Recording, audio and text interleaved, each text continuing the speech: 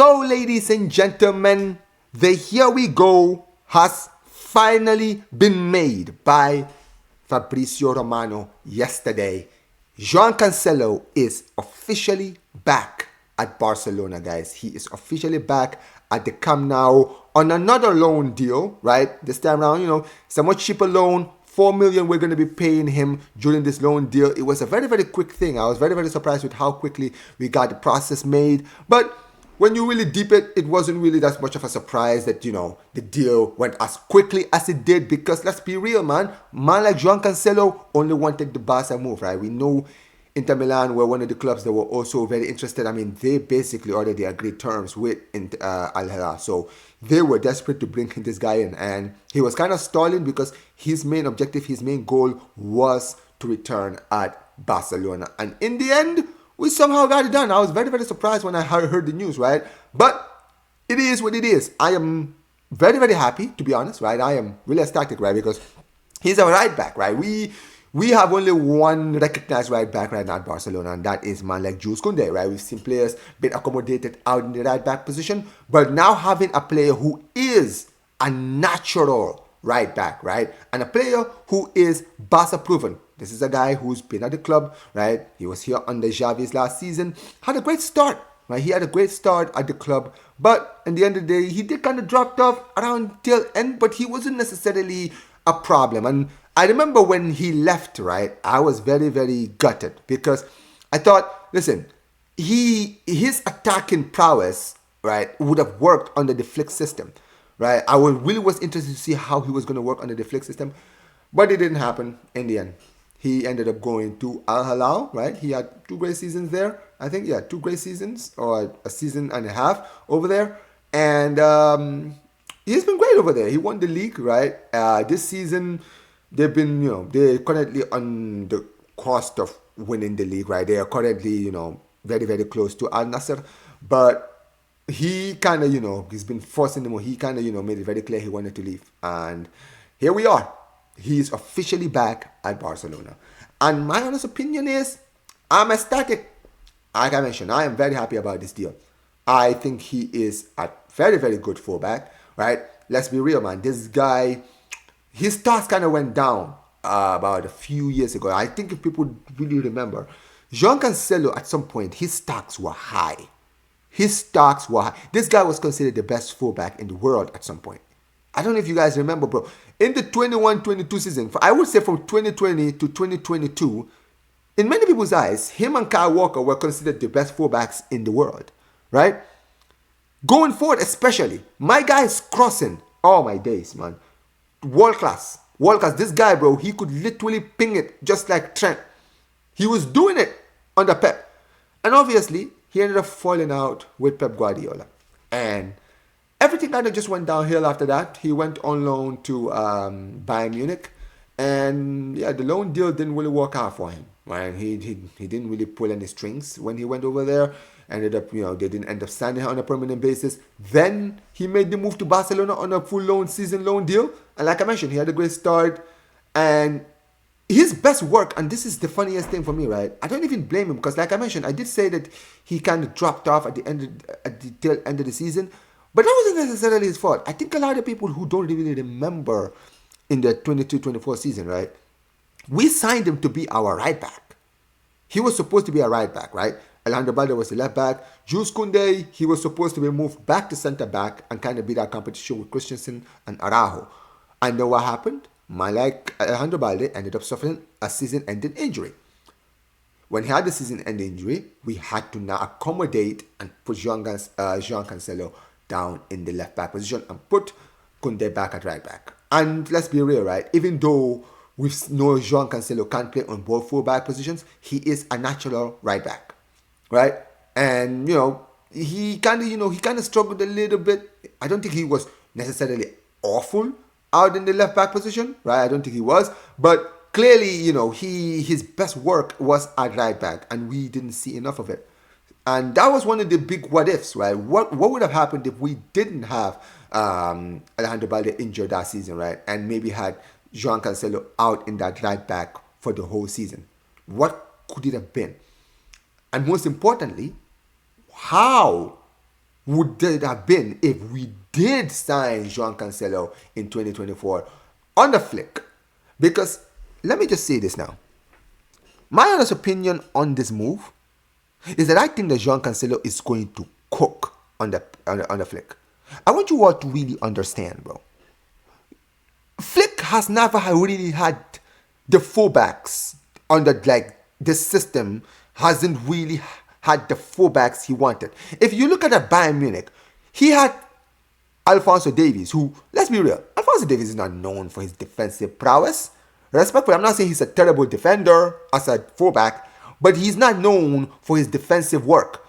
Alphonso Davies' best we've seen from him was under Hansi Flick. Hansi Flick, bro, brought the best out of him. This guy was cooking. This brother absolutely cooked man like Nelson Semedo so bad. My guy never wore the Barca shirt again after that game. He got sold to Wolves right after that.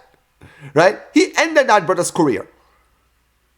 And I'm telling you all, a guy like João Cancelo, whose best quality is in the attacking front as far as a fullback is concerned, I really want to see how he's going to work. I think this is one of those matches that a lot of people are going to look at and say, yo, we don't know what we created. I'm telling you all, I think under Flick, I think that he's going to cook. I think this signing could be quietly one of the signings that could change our season, that could move us this season. If this signing works, I'm telling you guys, bro, the Europe is not ready. They're not ready, bro, because Yamal and João Cancelo out in that right-hand side. You've got a man like João Cancelo bombing forward, going forward, right? Being more attacking outlet. And we know this guy is a deadly crosser of the ball, right? And then you know he's always going to run every time we have the ball. Let's be real. Under the Flick system, which is a high line, high intensity, you're going to always have João Cancelo just running in that attack every time we do have the ball. Yamal can move forward, more deeper, get more space, get more opportunities, right? And also, João Cancelo will be that option when he's getting two-man marked by any opponent, right? You know you're going to have Cancelo there to kind of be that option of, give me the ball. Let me be a menace. Because if his crossing is becoming a problem, teams are going to have to mark him out of the game too. You understand what I mean? And if that's the case, then that could give more freedom to Lamine Yamal.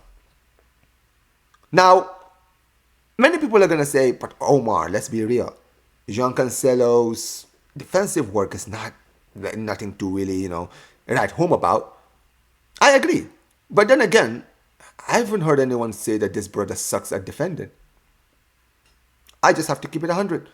I have not heard anyone tell me João Cancelo stinks at defending. I don't think he's world class as a defensive fullback. But let's be real, man. Do we have any defensive? I mean, maybe Koundé. Koundé was good last season, right? He was good defensively. But, bro, Koundé's drop-off has been massive this season. Absolutely massive.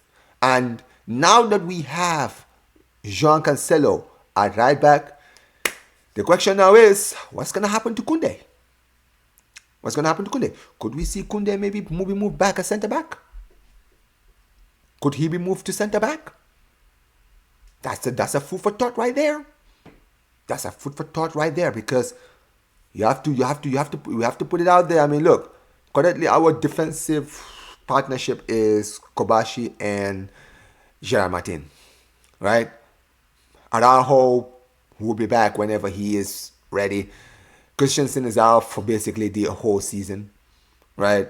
And Eric Garcia, it seems like Flick trusts him more as a midfielder than a defender. Now, I don't know. Maybe during the season now that Pedri is back, Gavi might be returning very, very soon from injury. Maybe we could see Eric Garcia back at the defense at some point, maybe in the next few weeks. But could we see Flick maybe put Koundé back as centre-back? Because I haven't seen Koundé as centre-back at any point this season.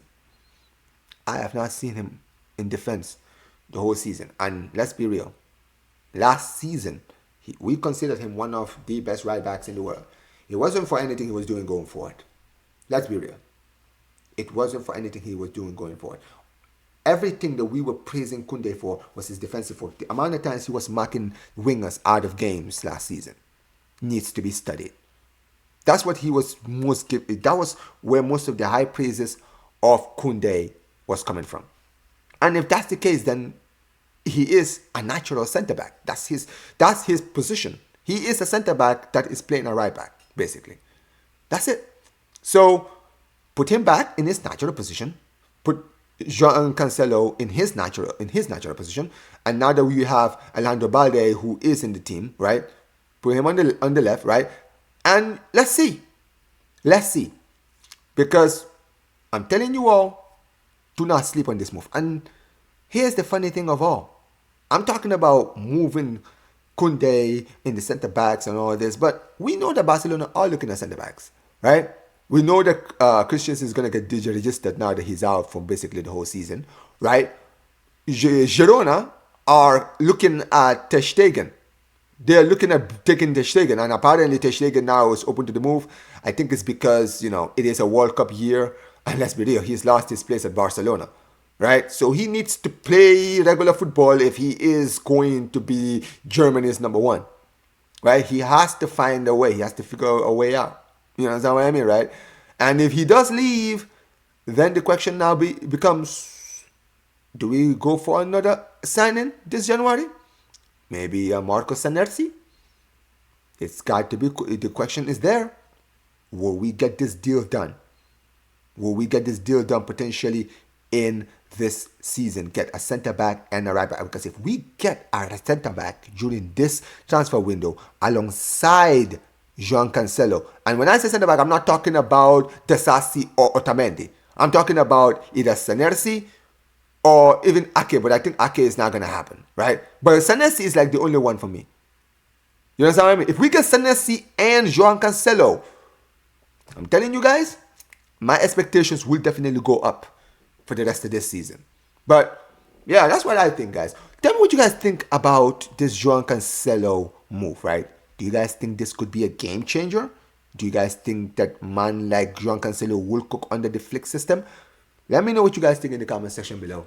Make sure you guys smash the like button, subscribe to the channel, turn on notifications as usual.